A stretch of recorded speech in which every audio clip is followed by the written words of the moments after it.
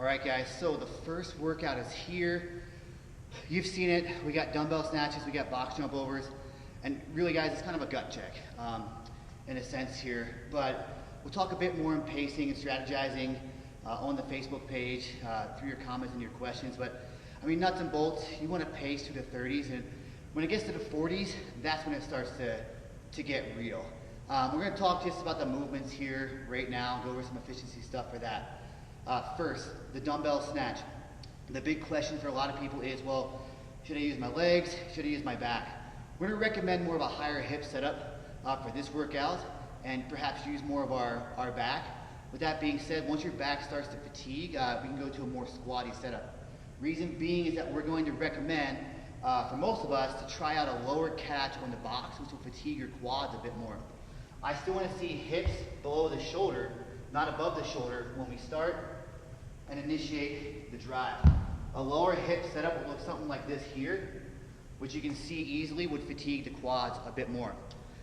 The angle of the bell, people have asked about that. We're going to recommend having the bell like so. So just like you're going to be able to do a barbell movement, this is the position we want to have the bell be in. It's going to help your elbows to stay high and help out your turnover as well.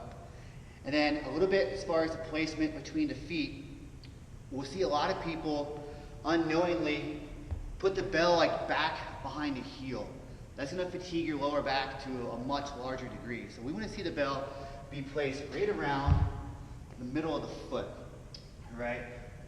Therefore, we're going to have a touch less demand on the lower back than what we're going to have being done anyways. The lockout is pretty important. People have talked about back fatigue. Some of it is definitely due to the bottom of the movement, but some of it is also just due to hyperextending at the top. So we do not want to finish like this. What we want you guys to focus on is squeezing your glutes and even squeezing your abs a bit in the top so you finish more neutral in that position. I think that'll actually save a lot of you guys a lot of low back fatigue, because if you do that, a lot of times we'll go into flexion, we'll go into neutral, and then we'll go back into hyperextension, and that's putting a lot of toll on the back. The lockout should also be quick. There's no need to be spending time hanging out up here waiting for the good call from your judge. Hit it, come right back down, versus spending a second or two hanging out there. Unknowingly, a lot of us will do that just unintentionally, so take that right out of the movement. And the last question people have with this movement is, should I switch hands on the way down?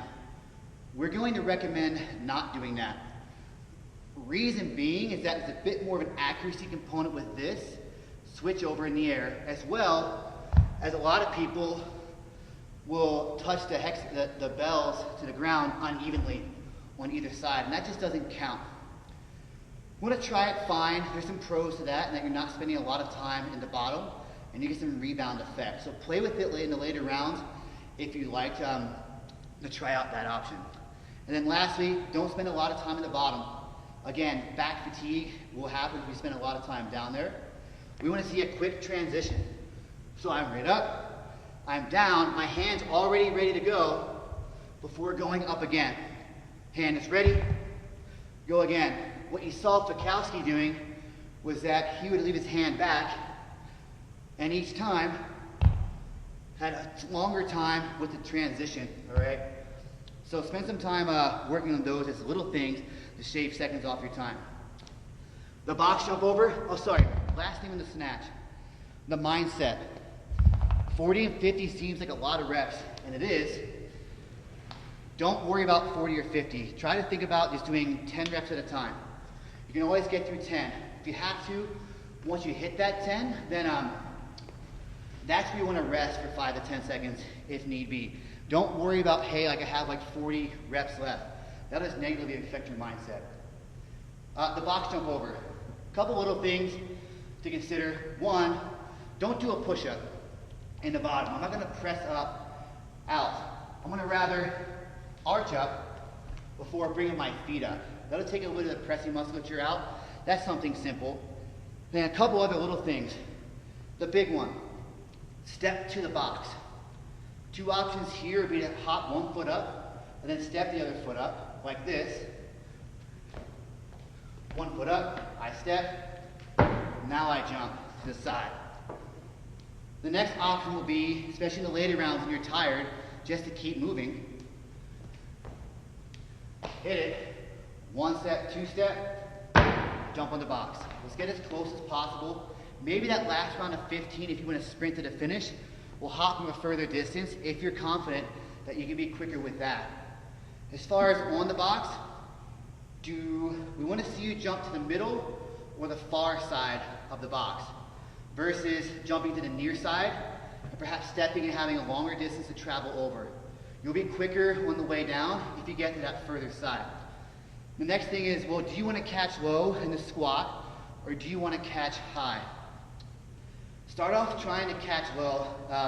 There's a downside to it and it might fatigue your quads a bit more. But it's going to be quicker, and it might fatigue your lower back less. So the low catch will look like this here.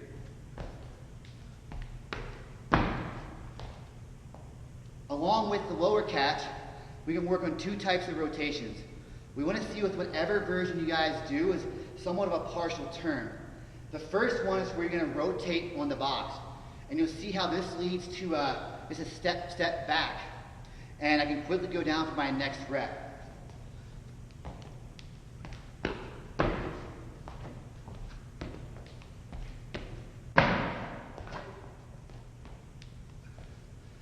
That can be pretty fast, and it's really not that tiring. The next option is to catch low and pop off, and still have a half rotation. Looks like this.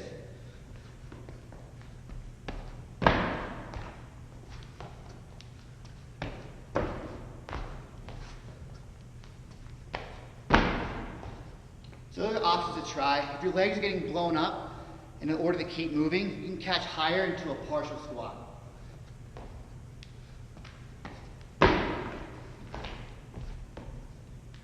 And again, now I'm tired. Still rotating as you head down. We want to see is step back, you guys get right back to the floor between each and every rep. That's the quick tips here, guys. Let's rip this thing up, have some fun while doing it, and then we'll check back in throughout the day and give some more tips when we redo this sucker on Monday. Good luck.